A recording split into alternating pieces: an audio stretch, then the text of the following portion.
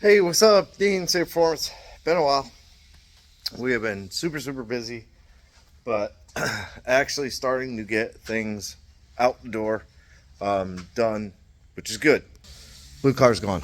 Um, Not even going to talk about it, but car turned out good, and he's not happy. But regardless of that, Jonathan's truck is way more important because overall, I think this will be a better driver than probably almost anything that's come out of here.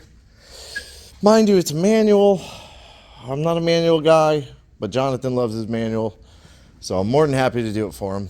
So today, I threw it up on the lift, tore everything out, not everything, tore one half of the exhaust off, drive shaft, transmission mount, and I had my son pop down. He was doing a plumbing job for me, so he came over. We pulled the transmission far enough back that I can spin the collar on the throwout bearing, so I didn't have to disconnect any of the hydraulic lines or nothing.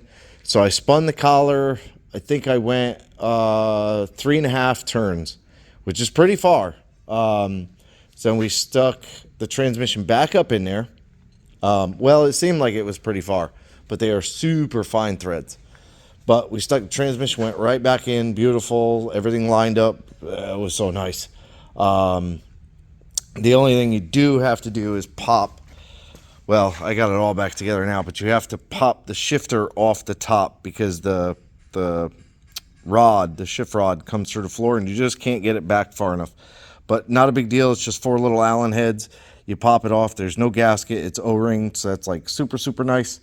Pop that off. We got it all adjusted. Now you can see I've got it up in the air because I've been playing with the speedometer. I'm not new to manual transmission. I shouldn't say that, but I don't install a lot of manual transmissions. So to try and get a speed signal off it is a little different for me. So it's the first time, honestly. So this TKX 5-speed, it has the VSS on the side, kind of like. So this is his old one, and this is the VSS from the old one. So it's just 2 wires. Tracing these, they go up to the ECU, all that stuff. So I tried to use most of that wiring into the Holly. So you can do it in the Holly Terminator. Let me shut the flash off. You have to go in. You have to set up an input. Whoops. You have to set up, not sped up. Call it Speedo. It needs to be a digital speed frequency. So after you enable it, name it whatever you want to name it. And then you have to assign it a pin. And then down here is the most important thing. And I am not, this is where I struggle. We know the gear ratio of the transmission, but I don't know what 1.0 means, the rear end ratio or the transmission ratio. So pulses to average, I kind of understand. Maybe that will help if it's jittery. That's my impression, that will help if it's kind of a jittery signal. And then this standard is 4,000 pulses per rotation, something. Output, I can't remember exactly. I had to look it up. I'll be honest, I had to look it up. So I think this is output shaft rotation. Well, at 4,000, it's very high. So you look up TKX speed kind of ring thing, reluctor ring, I don't know what they call it. And you get 2 different answers. You get a 17 and a 40. Well, I put it on 17, and in first gear I could do about 85 miles an hour. That's not right. But prior to that, at 4,000, it wouldn't read until you were 5th gear, like 4,000 RPM, and all of a sudden it would start ticking 1-2 mile an hour, and I was like, yeah, that's wrong.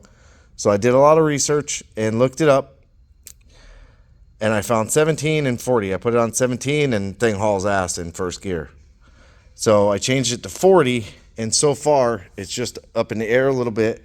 It seems more accurate. Now I'll have to get out and drive it, have a GPS, on my phone going to be able to fine tune those settings, but I did get it working. That's the main thing. The throwout bearing being adjusted helped a lot. Just a little bit of it. Well, I guess a lot of adjustment helped a little. So everything's hot right now. Oh, I locked myself out of the truck with the window open. So that's why I put my hand on the door. I'm gonna move the cable. So if I hold the clutch all the way in, we can get her started. I'll let the idle settle down. Not really gonna want to, but so if you look, kind of hold it steady. That's me putting it into gear.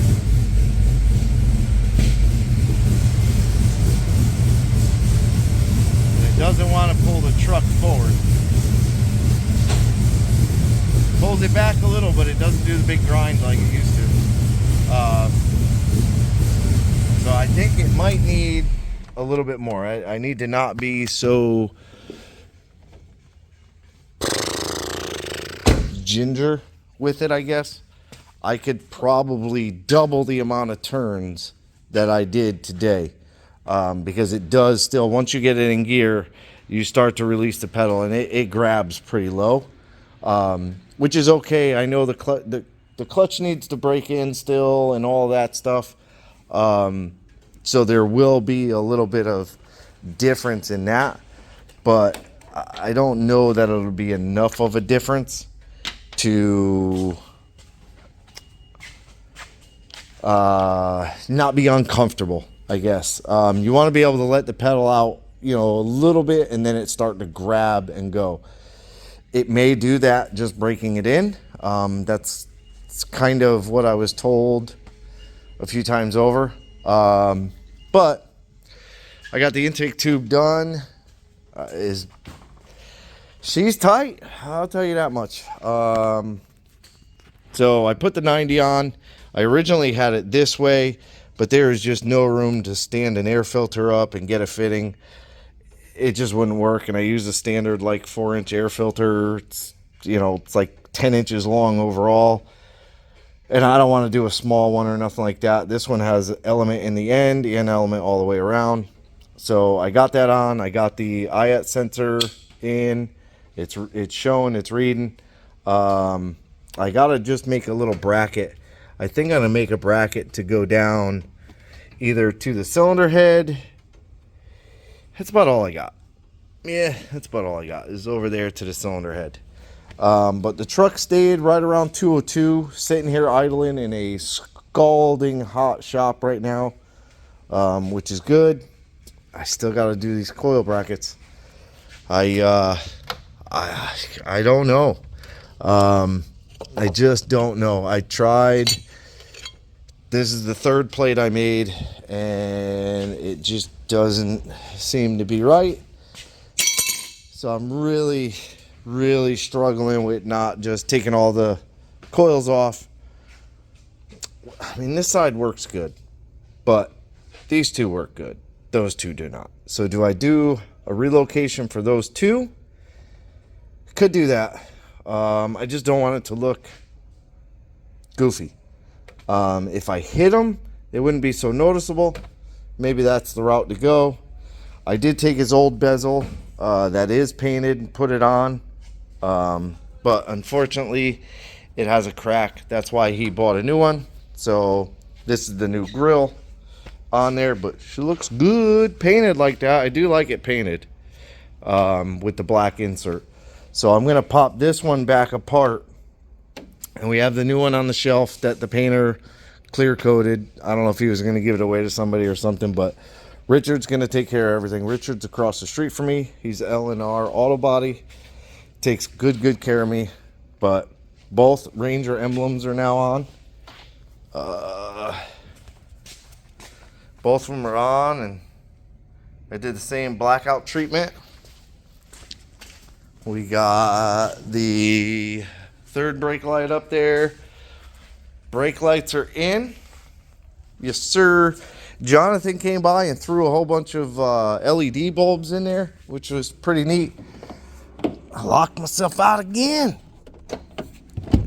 There we go.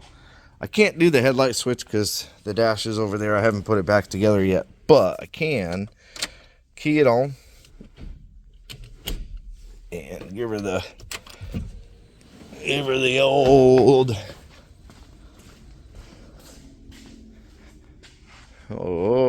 reverse lights. I think I got a little bit of a smudge on that one, so I'll have to touch it up a little bit. That one came out pretty good. It's really bright. Yeah, a little smudge on that one too. The brake lights are pretty bright in there. The blinkers, yeah, they should work. They both go fast. I don't know if that's normal, but pretty daggone bright. I don't know why blinkers go fast on this truck. Maybe that's how they are. They both go fast. But then you give her the hazards, and it's kind of a normal speed. So, I'm not sure how that works. The other thing that's extremely weird to me on a Ford Ranger is, get it in neutral because I got to pull it back, is the whole taillight housing is completely hollow between the three bulbs. There's three bulbs. There's a parking and brake light, blinker, reverse. The housing is completely open between the three bulbs, which is weird to me. Normally, well, I don't know normally, to be honest. I don't change a whole lot of light bulbs, but I would think they would separate each section of light. But they didn't do that, and you could see it didn't really make them freak out any. So that's good. But, I mean, it is a good color. She's got a lot of pearl in her. Or flake. Or something. I'm not a painter. Exhaust, yeah, just fall over that. Got it done. All the way to the back. And they are pretty damn even. It looks like the passenger side might be a tick higher, but that is the center mark right there, and it is daggone near center. And then the hangers up there, I mean, it's pretty stout, hung in there, no clunkety, so that's all good. But I'm gonna pluck this off, bring it to Jason. Probably not going to do the tailgate. Richard advised against doing the tailgate because like all the sand and stuff that gets inside of it, I don't know, I guess there's holes. Yeah, there's some holes in there and stuff. And when they paint, it blows that sand out, so it messes it up pretty good. So he said that the inside of the bed is not too bad, but we're actually going to do Raptor liner on that entire inside of the tailgate, minus the hinges. So we'll coat everything. We'll take the latches off, and we'll do the inside of the whole tailgate in Raptor liner. It's actually done. I didn't even know that. It's actually done. So, but I would like to get this so that we can get rid of all this rust for Jonathan. I would hate to see a nice fresh paint job dripping full of rust. Kind of like the blue car, the bed. It had rust coming out of a tube because nobody knows how to weld. But yeah, I mean, that, got my new whip, little golf cart. Guy next door gave it to me, literally gave it to me. And then we got some, I have no idea. These are massive. I found them. I sent them to Anti-Gravity, and he bought them, and I'm regretting it. They are 254 or 64 pounds a piece. They are bearings. Imagine that. So you got a bottom half and the top half. It's kind of like a turret on a tank. Yeah. We have another turntable to do. This one we're gonna do different. The aluminum globe. The table is working out really, really good. So he wants a bigger table. So we're actually going to change quite a bit of stuff. Not going to change so much the material on the table, the aluminum. It's all going to stay the same, but the table is going to be 10-foot diameter instead of 9-foot diameter. The globe, obviously we're changing the bearings. We're not using all the pillow block style bearings. We're using these big turret bearings. Fingers crossed. I know the table one will work really, really good. I just don't know about the ball. That's our big question, is that the ball can spin pretty free. So hopefully that works out with that other bearing. And then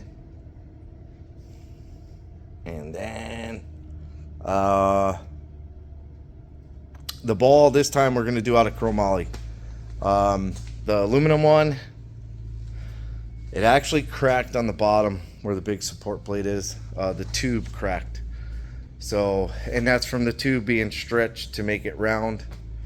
So that wasn't the best material to use. I didn't think it would do that, especially this soon. But I was wrong. So we are actually going to use roll cage, 1.5-inch roll cage, chromoly, which should be super, super stout, and it's going to be 0.65 instead of like a 0.83. So it'll be a little bit thicker. I got Wood's transmission back and Jeffrey's transmission back. Jeffrey's converter's hiding behind Jonathan's radiator. I don't know. Radiator, cooling holder, right there. Circled these notes. And then I'm debating on the other converter. It's in the bottom box. That's the one that the Better Built completely fudged up. But these two transmissions, I'm waiting on Jim to give me the full write-up on them. But I did talk to Tony, and there was a lot wrong. A lot wrong. That, not for me. From Better Built transmission. So it is what it is. But I got these back. Jim, Central Florida Transmission and Repair. Huge shout out to him. Big Tony. I haven't put him in yet, so they better work. But I do really, really appreciate what he did for me. Took him, on a whim, had him fully rebuilt, then told me the price. Not cheap. So, yeah, but they're done. I have confidence in these, but yet scared. I know he had to put 2 new pumps because the other pumps were trashed. So, yeah. Yay me. But all in all, moving along. Hammy, all together. Not all together. I shouldn't say all together. Pretty well along. I didn't bolt the intake down. Not gonna, because I got to put the strap over it to pick it up. And she's thick. But I got the whole Holley mid-mount accessory on it. He brought me more and more stuff. He brought me calipers, both sensors, cam and crank. Oh, and he brought me cancer. I think this is left, right. I think these are calipers. Nope, they're not. I have no idea what these are. Rotors? Maybe the rotors? Holy crap, if he brought rotors, that's crazy. But calipers, pads, sensors, rotors, they are stuck on the front. And then I just noticed we've got spark plug guards, don't need those. He's got all the door hinges in here. Yeah, I don't know, he's got a whole bunch of stuff in here. Windshield door bolts, holy moly. This guy went all out. He's got a whole bunch of nice stuff in there. That's all the empty stuff. There's the fuel rails and the other parts I need. Yeah, anyways. Blah, blah, blah, blah. But yeah, so we're moving along. But we are waiting for the parts from Red Rock. I believe it's Red Rock. They keep telling them they're shipping the parts, and they haven't shipped the parts. So we're waiting on parts.